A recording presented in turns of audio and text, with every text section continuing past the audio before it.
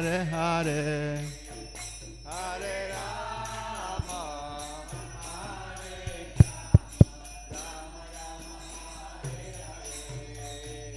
Hare Krishna.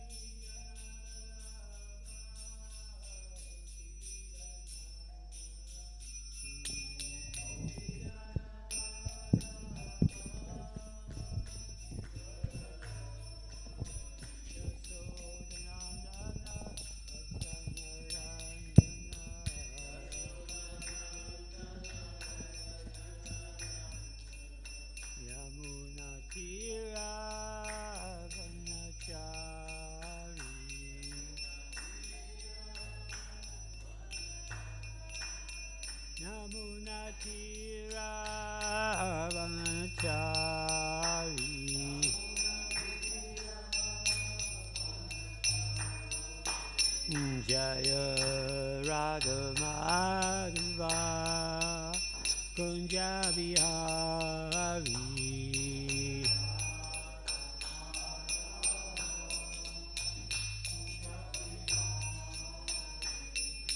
Gopi Jana Vallabha Givardhari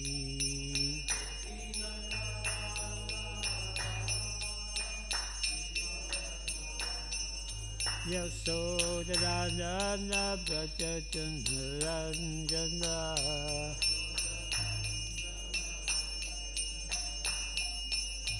Yamunatira Banachari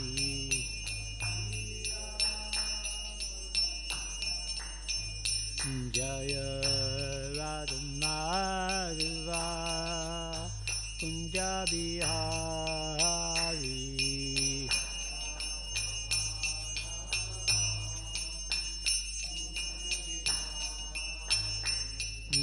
Gopi Jana Vallabha Givardhari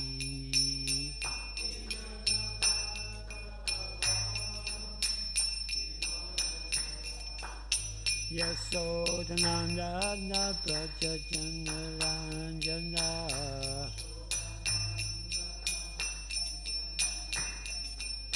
Yamunatira Banachari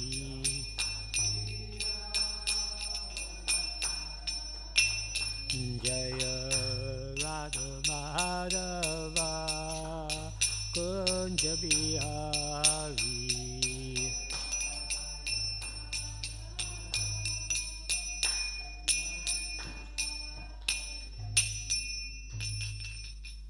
Jaya Mishtikat Paramahamsa Vidyapacharya Tara Sakha Shri Shivaji by Grace Sri Bhaktivedanta Swami Maharaj Srila Prabhupada Ki Ananta Koti Vaishnava Vrinda Ki ISKCON BBT Founder Acharya Divine Grace Srila Prabhupada Ki Srimad Bhagavatam Gandharaja Ki Oh glories to the assembled devotees Oh glories to the assembled devotees Oh glories to Sri Guru and Go Ranga Go Prem Nandi Hari Oh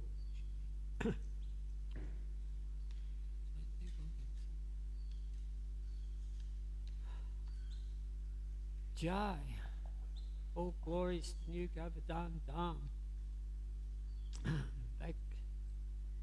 back to New Govardhan Pleasure to serve Shri Radha Govardhan Dari once again Shri Gaudita, Shri Krishna Balaram and all the devotees Om Namo Bhagavate Vasudevaya Om Namo Bhagavate Vasudevaya Om Namo Bhagavate Vasudevaya So today we're doing text 20, Nandu, text 20 it is. Faxed me yesterday saying it was 17. That's all right. The subject matter is the same. It's continuing on from the chapter Pregnancy of Biti in the Evening. So she's approached Kadama Muni, saying that she's agitated and afflicted, and Kadama Muni is glorifying the position of the wife in the family. So it's been going on since 17, so 20 is a continuation, and I think that yes, it still goes on next couple of verses. So Yam Ashrityen Tritarinin Ashrit, hang on, say Ashritye Indriyaratin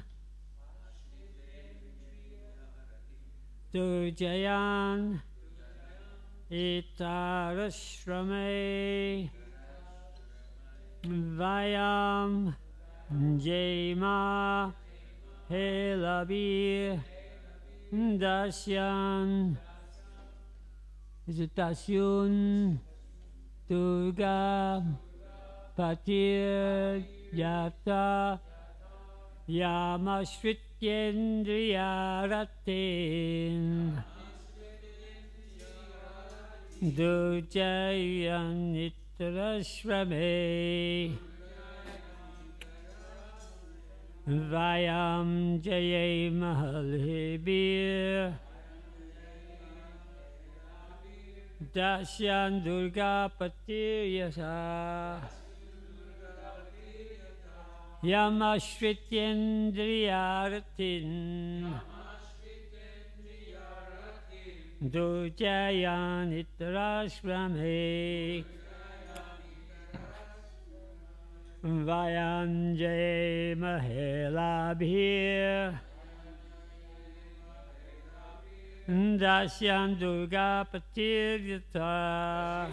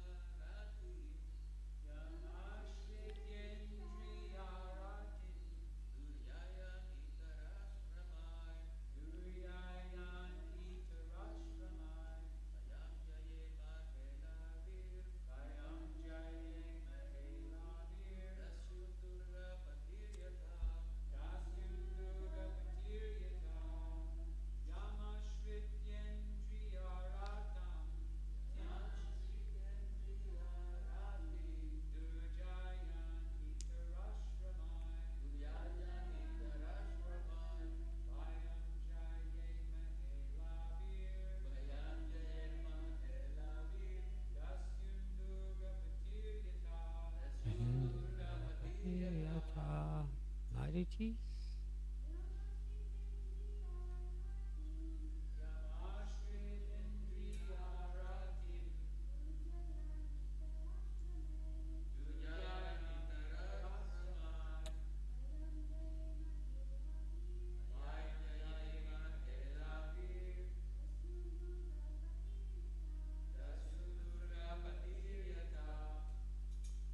Yam, Ashritya, taking shelter of, Indriya, senses, Aratin, enemies, Durjayan, difficult to conquer, Ittara, other than the householders, Ashrame, the orders of society, Vayan, we, Jayama, can conquer, Helabi, easily, Dashun, invading plunderers, Durgapati, a fort commander, Yatta, as, translation, as a fort commander very easily conquers invading plunderers. By taking shelter of a wife, one can conquer the senses which are unconquerable in the other social orders. Purport by Srila Prabhupada. Of the four orders of human society, the student, or the brahmachari order, the household, the grihastha order, the retired or vanaprastha order, and the renounced or sannyasi order, the householder is on the safe side. The bodily senses are considered plunderers of the fort of the body. The wife is supposed to be the commander of the fort, and therefore whenever there is attack on the body by the senses, it is the wife who protects the body from being smashed. The sex demand is inevitable for everyone, but one who is fixed wife is saved from the onslaught of the sense enemies. A man who possesses a good wife does not create disturbance in society by corrupting virgin girls.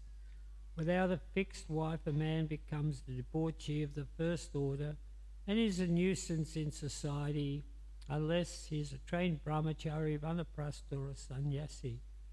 Unless there is rigid and systematic training of the brahmachari by the expert spiritual master, and unless the student is obedient, he is sure that the so-called brahmachari will fall prey to the attack of sex. There are so many instances of fall down, even for great yogis like Vishvamitra. The Grihastha is saved, however, because of his faithful wife.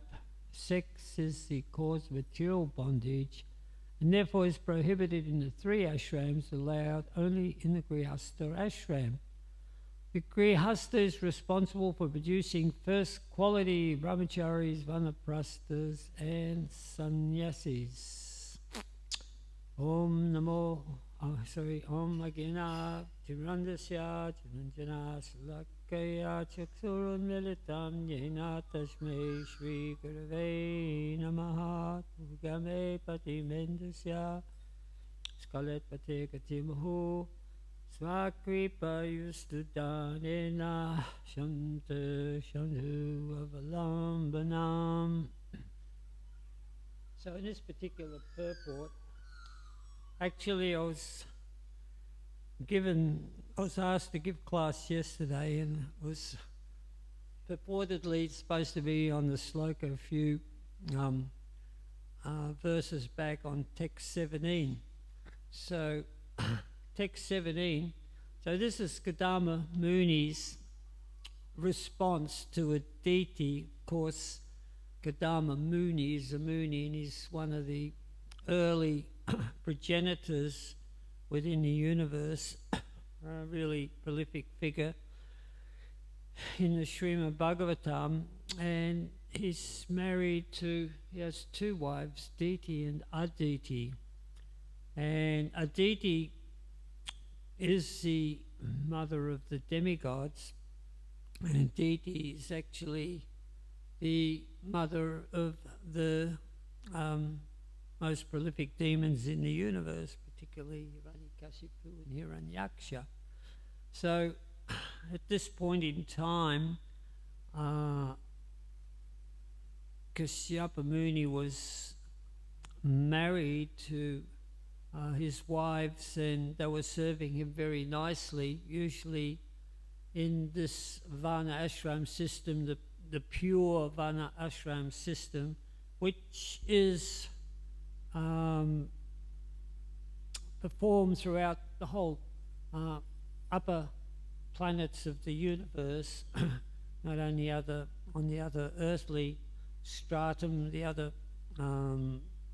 planets that are surrounding the earth, but also in the upper planetary system, that Varna ashram is the prominent system. And so there are so many different rules and regulations, as what we read just now in the translation. Prabhupada was very specific about each ashram and how a wife is the focus of the ashram in the Grihastha, and it is something that the Grihastha ashram, as Prabhupada said, is probably an inevitable ashram that most people in their journey through life have to go through, and that involves a relationship between a man and a woman.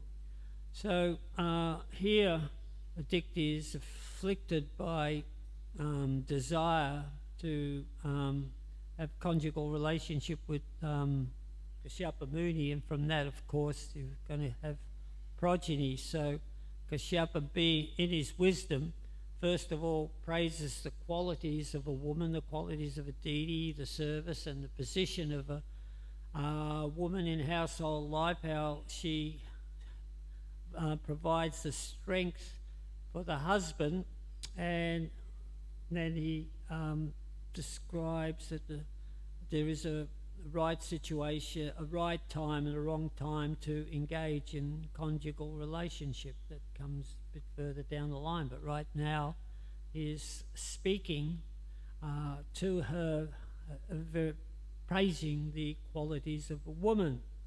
So in this particular purport, or in this particular verse, the instructions are very, very explicit here. They're shastric instructions that are given for those people who are observing the principles of Varna Ashram. So just earlier on, I don't know who spoke on the sloka, but it was a very interesting sloka number 17.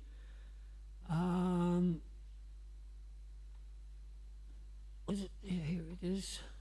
Oh, flick the one off. Forthwith gratify whatever desire is dear to you, for who else but you is the source of the three perfections of liberation. So those ones discussing Dharma, Artha, Karma and Moksha. So that's a general process for society, and he just mentioned that, but it's a very important one to put the purport that we have today into perspective, because societies in general follow that principle of Dharma, Artha, Karma and Moksha. So we all have been around for a while, so we know what Dharma is, don't we? Dharma, religious principles. And Artha means economic development. Karma is a desire for enjoyment of the senses, and moksha is liberation. So that is the way the Lord established these societies, and it's been for time immemorial that these four orders have been followed in their own sequence, like that they don't go according to different ages. Don't say that Satya Yuga was just sort of like a very dharmic way, and Satya Yuga and Treta Yuga and Dwapara Yuga, they all followed that principle, and in Kali Yuga it was all there. But the fact is that Dharma is a strong point here. That means following religious principles, religious injunctions. So in a God-conscious society, and it doesn't really mean a Vedic society, it means societies across the board, because in general societies, there's been some religion in all societies. There's some sort of religious principles, just like in the West we've been brought up as Christians, right? So the Christian society, we have our regulative principles, the Islamic society, the Hindus, and all of that is really inspired by solid family units, right? The husband and wife and bringing up the children. That is like the foundation block of all the societies and of dharmic religion. So the dharmic principles are there to protect the family around, so protect the family within the society, so it is sheltered, so it can bring up the children and so forth. The society can actually move forward. And technically a God-conscious society does go forward, is that everybody achieves that platform of liberation. Doesn't matter who they are, whether they're what capacity they're in, that because they're serving the society, a God-conscious society, the king's God-conscious, so they're all serving Krishna. So therefore everybody's moving forward. So in Bhagavad Gita, Krishna explains that in the beginning the Lord sent forth demigods. He sent forth men and demigods, and he put also along with Jagya, which means sacrifice, gratitude to the Lord. So he said, with this Jagya, be thou happy, because everything that is desirable will be bestowed upon you in this world, and then liberation after that. So that is the process. So nowadays that process is still there. We still have the family unit, but it's very, very much under threat. Lately in the papers we've been reading how a family unit is unaffordable. It's very hard to actually, for people who are married, to actually find somewhere where they can live, more or less own it.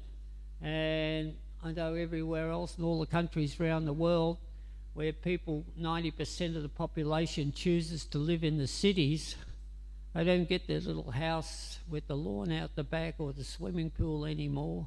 Used to be a tennis court in the old days, you know, have a tennis court in your house, but then a little plunge pool, But now you just live in an apartment, right? That's 90% of the world. We're still in Australia. We're struggling with that concept where, we still have land where we can put houses on, but sooner or later it's just going to be apartment buildings wherever you go. Just going to India, you see the new suburbs are opening up around Delhi. It's just scary, like 40-story apartment blocks, one after another, a group of 8 40-story apartment blocks, and this is where people go to live. This is the sort of community, the society. And then you ask the person in the apartment. I actually asked my son yesterday. I said, "You've been living in an apartment for 2 years. Have you met anybody else that lives in your apartment?" He goes, "No." It just doesn't have a person next to him. So this is the way society is going. So the fact about Dharma is now that Dharma's not really, the religious principles aren't there anymore. They've sort of been brushed aside by atheistic philosophies, and they've been replaced by nationalism. So there has to be some sort of inclination. Human beings are naturally inclined towards something, to some higher goal. So in so many countries it's nationalism and economic development to help the nation become strong. And of course that works because that motivates one to sort of become more and more desire to have more, possess more and more, acquire more, not only to just satisfy the needs, the present needs that are there, but also to sort of have a little bit more for later on. And that keeps on going on, and that sort of translates into sense gratifications. So when sense gratification comes about, the Dharmic religions were very strong. Dharmic religion was very strong about that. So Srila Prabhupada is very, very succinct here, that how you protect the family by protecting the wife, and then you don't have indiscriminate sex, and you just use the facility of a relationship to preserve the goodness within society of having God-conscious children. And in this manner, you will move forward in your spiritual journey. But the pillars of religion have been removed within the society now. The pillars of religion we know are mercy. You mean another one? Truthfulness. 2 more. Yeah, I know, you know. Any austerity? Mercy, austerity. Huh? Cleanliness. I've said them all, actually. Mercy and austerity. And that's very nice, but it comes into light when we understand how they're broken. They're broken by illicit sex, intoxication, gambling, and meat eating. So when you say that, you understand within our society now that all these injunctions are pretty much rampant, and they're become legalized to so much, to such a degree. There's some there's a big campaign to encourage all of this, so it stimulates the economy, it stimulates economic development. It doesn't actually, because the rules have been thrown out, they said, okay, so this is another aspect of economic development, and they coined the phrase, no limits, go for it. So of course there is a limit, because we can't enjoy like Krishna. Krishna is the supreme enjoyer. So when you worship Krishna, you see how, and you find out more and more about Krishna, see how he's unlimited. There is so many unlimited aspects to him, that he's actually sitting as a super soul within our heart. But then when he enjoys with his devotees, he enjoys unlimitedly. And not only that, but he simultaneously gives pleasure to all his devotees, because he's actually obliged to his devotees because they're serving him so nicely in that pure consciousness which is not contaminated by material desires. So therefore he reciprocates, and the pleasure is unlimitedly boundless, and liberation from this material world comes naturally. But the so-called supreme enjoyers that we have in this world, they want to enjoy, take more and more in this material world, but they don't give back. Actually, they just take. So the people who so they're the leaders who are in charge of the people. So what they do is they falsely declare that, hey, we're looking after the people, and they manipulate the social media to say that, and then people actually believe them. Yes, he's looking after my interest, isn't it? So therefore the people worship these sort of people here, these so-called people who enjoy, supreme enjoyers, who take so much of the material energy from them, and they don't give much back. Prabhupada compares it to the donkey. You know that example of the donkey, that the donkey is harnessed. You still see some in India, not as many as used to. It's thin donkey with small legs, harnessed to this huge cart carrying big bundles of bricks or hay or whatever, and he's struggling, and its master sitting there hitting him with the whip, and he's feeling like, I've got to do this, I've got to do this, I've got to take this somewhere, because my master will feed me at the end of the day. And so when he finishes journey, the master gets some hay or grass and gives him some grass. He's thank you, now I've really earned my living. And that grass, he's just passed that grass, it's grown by the side of the road. But the fact is, because the master gives it to him, that he's very, very grateful. So it's the same with the material situation in the world, that they said, the so-called leaders will provide what I want. So as long as their senses are satisfied, so they're aware of that. So what they use is they manipulate the fact that the dharmic injunctions aren't really going to satisfy these people. Sense gratification is. So the problem is with that sense gratification means bondage. Serving Krishna, the unlimited personality of Godhead, means liberation, because actually Krishna is known as Mukunda. He's the giver of liberation.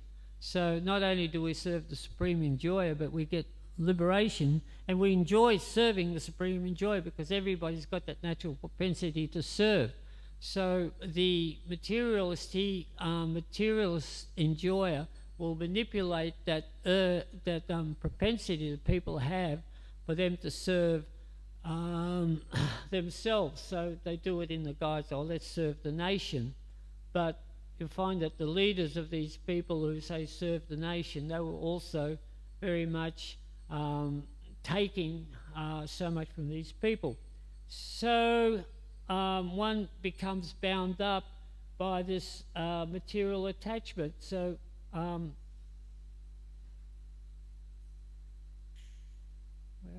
No limits. So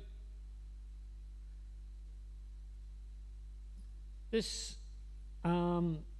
verse, so we're dealing here, so we've got the Dharma, the Artha, Karma, and the Moksha. We've got the religiosity, of course, in the times, the Vedic times, where religion, and from religion, because people apply themselves and worship the Supreme Personality of Godhead, He provides. So then we get economic development, and when everything is done nicely as an offering to Krishna, there is some enjoyment. So we're talking about the family unit here. So it's the same thing where people, they worship the Supreme Lord. They follow Shastric injunctions. They get married, and then together they unite and they serve the Lord. in the aspect as a grihasta ashram. So when you're grihasta, it does mean economic development. What does grihasta mean? Householder. You've got to have a house, right? So therefore you've got to have some money. So therefore you have to go out and you do what you can, and it's like it's said that you first of all provide for your family, and then you have something left over to give to the Lord and represent the Lord, the church, the temple, or whatever, because you're a part of that society. And this way you carry on. So then also you have the sense gratification. That means enjoying the senses. So that is there in the form of festivals, having just having festivals for the Lord. The sense gratification is like Krishna is the Rishikesh. He's the master of the senses, right? So you please Krishna and he'll please you.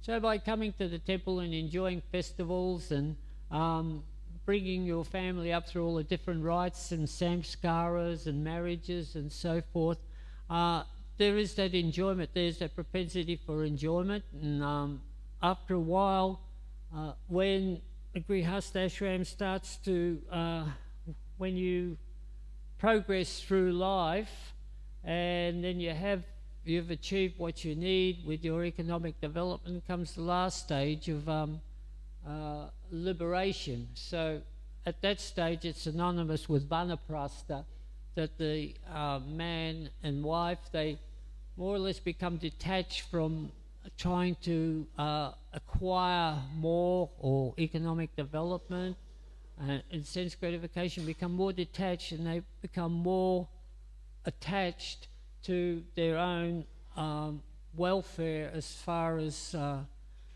liberation goes, as far as taking shelter of the Lord. And in that capacity, the wife also is very helpful towards the husband.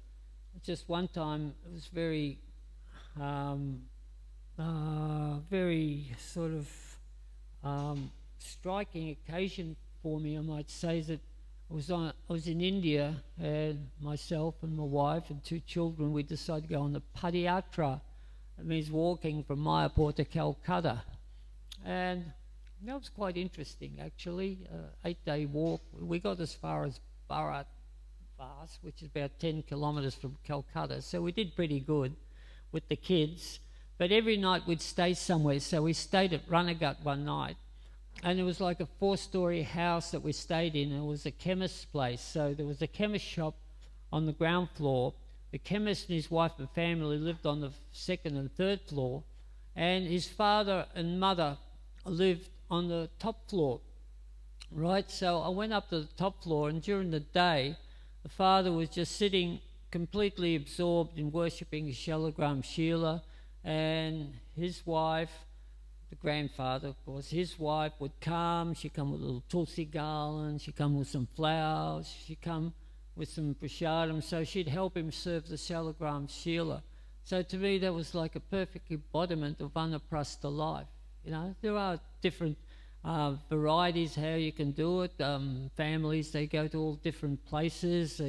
Throughout India, they visit all the holy places. They go to Rishikesh, they go to Hardwar. But the goal is actually to achieve the Lord in this lifetime and to develop all detachment from any material sense gratification. Of course, there are different stages of vanaprastha that the wife can help the husband.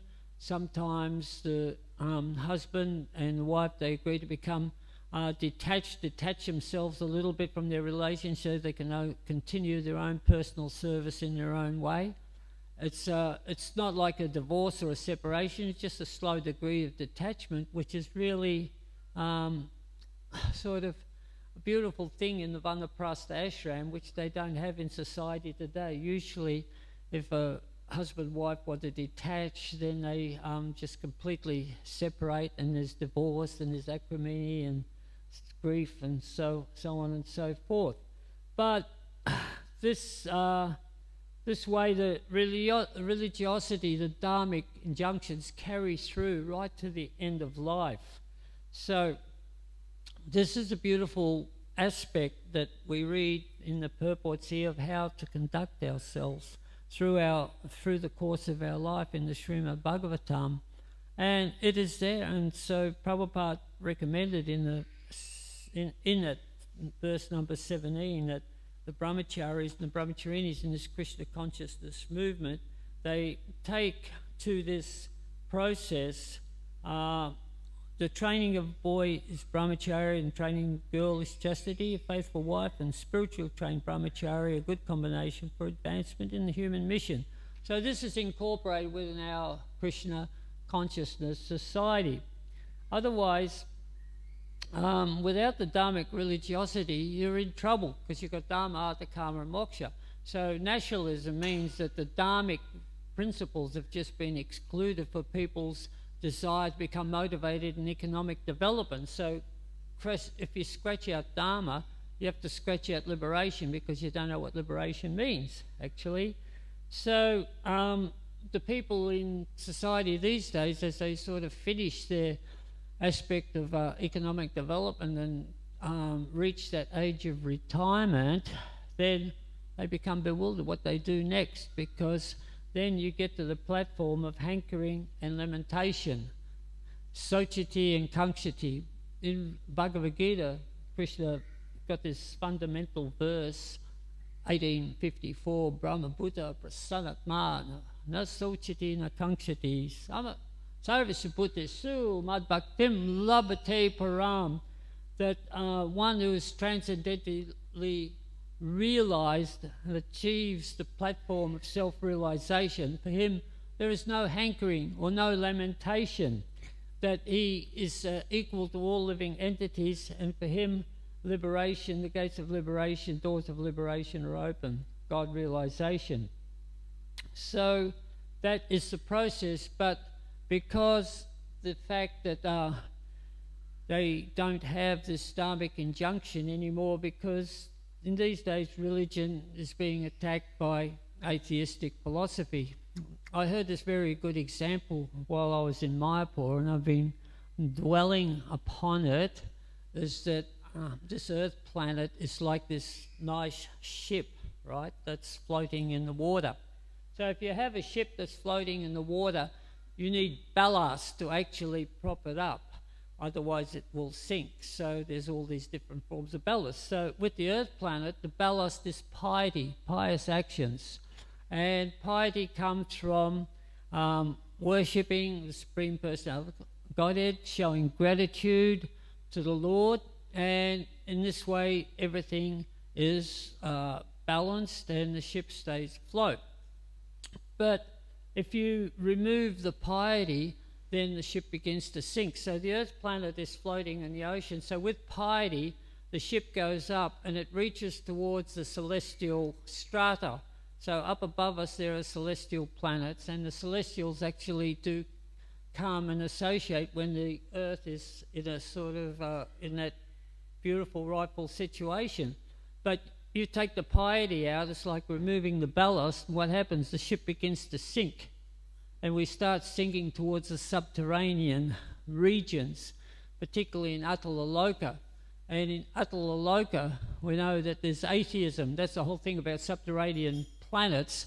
They're in a very, very materially prosperous situation, but there's no worship of God. There's atheism there. So as we can see that now in this particular world, that the fundamental dharmic principles are being eroded by atheism, and atheistic philosophy is taking place, and then the ship is emptying out of piety, right? So it's sinking, and so we're sinking into the concept of a subterranean sort of mentality, atheistic mentality, and it excludes any concept of liberation. Just means that we're bound by our desires, hankering the limitation to stay within this world, life after life after life. So the fundamentals, so getting back to the fundamental, the basics of dharmic injunctions is the family unit. So here now, to spread atheism, the family unit is being placed under attack. So we can see with marriages now, they're not as popular as having a relationship, which is much more easier to break. And that's within the system of the New World Order. And that also opens up with the aspect of freedom of sex. But that is, although it is very pleasurable, it has its consequences. That means if there's freedom of sex, there's also abortion. That abortion is being allowed freely, and that means killing the child in the womb, which is a very, very serious misdemeanor. So if you take God out of the equation, which is what they're trying to do in the atheistic mentality, so they stop teaching at schools, and then they use social media to sway people's minds, and here we are. Welcome to Kali Yuga. So the nature in Kali Yuga, of course, is to minimize goodness, because Kali Yuga is ruled by passion and ignorance. Manda samanda mataya manda bhagyo padruta. That earlier one in the age of Kali, men are influenced by the mode of ignorance. They're quarrelsome, lazy, misguided, and so on and so forth. So that increases the Rajagun. So, as I said, the boat is actually sinking down, so piety is no longer being stored, and ultimately passion never rules, passion never creates happiness, only eventually creates a very, very temporary happiness, and we have distress. So Prabhupada actually played a very important part in this whole chapter of our civilization, because I know I was brought up in a Christian background, and it was still very, very strong in the mid-20th century that Christian values took place, and Sunday was a day of rest and so on and so forth, and the churches were full. But in the last so many years, the churches have all emptied out and people have lost their faith due to the influence of, atheistic philosophy. But at the same time, while this was happening, Srila Prabhupada came to the West and he started spreading Krishna consciousness, which is reviving the consciousness of this misguided society. As he put it in the Srimad Bhagavatam here, this is to give direction to a misguided society. So for the last 50 years, for the first 10 years of his life, he put down so many beautiful, so many wonderful books, the Srimad Bhagavatam, Bhagavad Gita, and they're supposed to be the Yuga Dharma. For the next 10,000 years, we're going to be following these shastric injunctions that Srila Prabhupada's revealed, the Srimad Bhagavatam. This is the shining light. And when you go overseas, you see the impact that it's had. So here sometimes we're struggling away and we get about 10, 15 people to class, and it's a struggle to come to Mangalati, and why do we have to do this?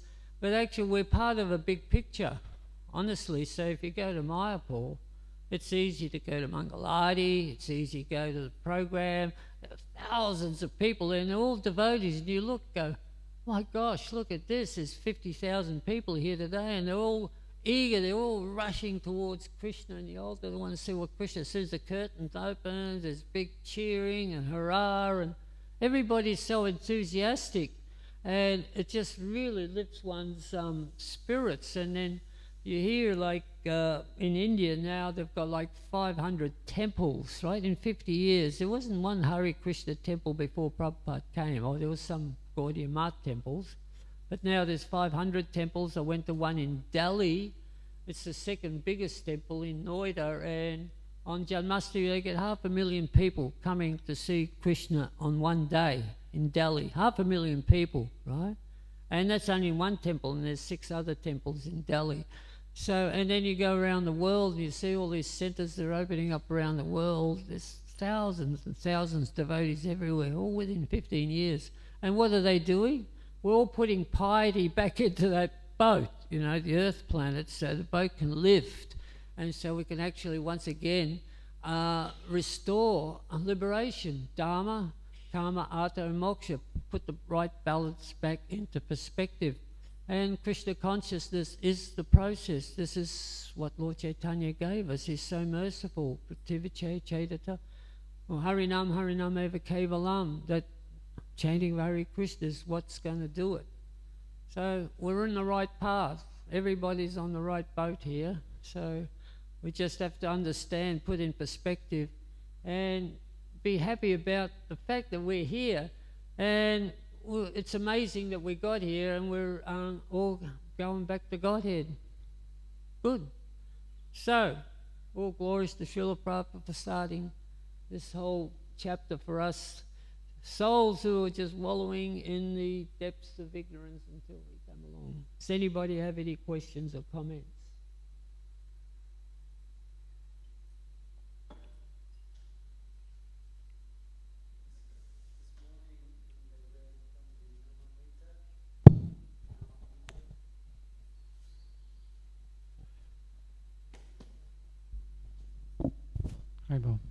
So this morning, the devotee read from the Namamrita, and it was a short passage. Srila Prabhupada it was a verse from Srimad Bhagavatam, that by the chanting of this Maha Mantra, the persons living in hell are being raised up by this mantra.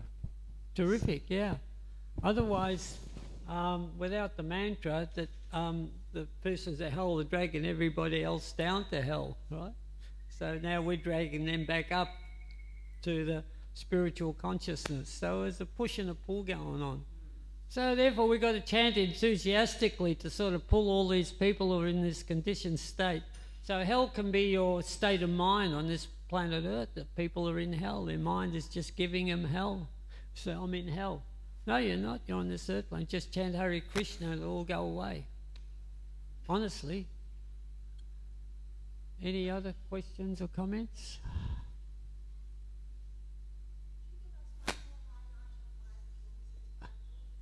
One more highlight on the visit to Mayapur. So, yeah, Mayapur was just like this extraordinary festival for like 5 weeks, and what amazed me was just the organisation that was there.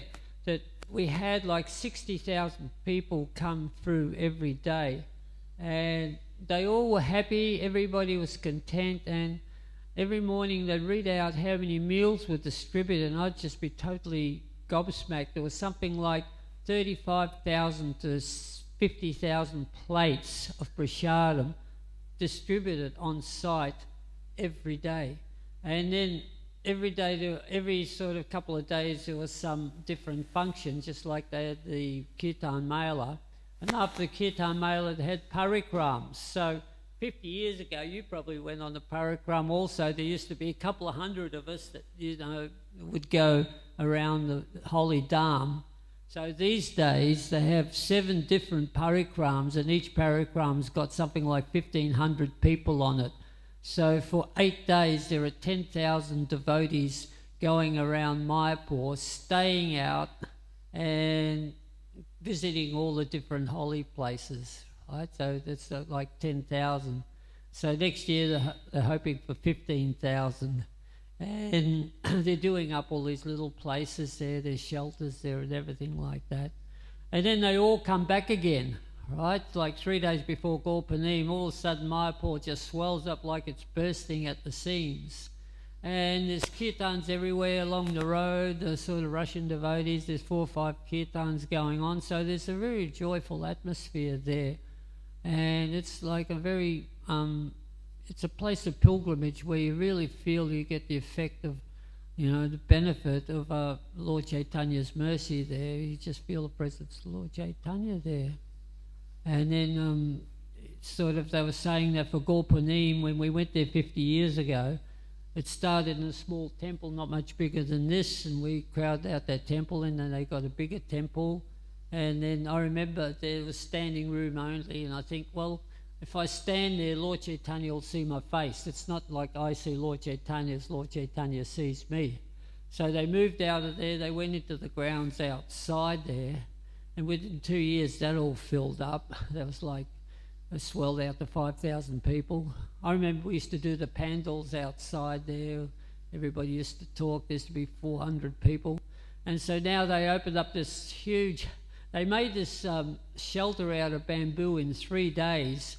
And it sort of stretched like from that bush there, further back behind the toilets. That's the size of the, this wide and that big. And that housed about 40,000 people. And that just filled up like that. And there was a whole paddock full of people there on Gorpadim to watch the bathing of the deities. There's a big screen showing it. So it's really, Krishna consciousness is just really amazing that you see the enthusiasm of the people who want to become Krishna conscious. So it's very inspiring to go there. It's like visiting the capital of the universe. Yeah.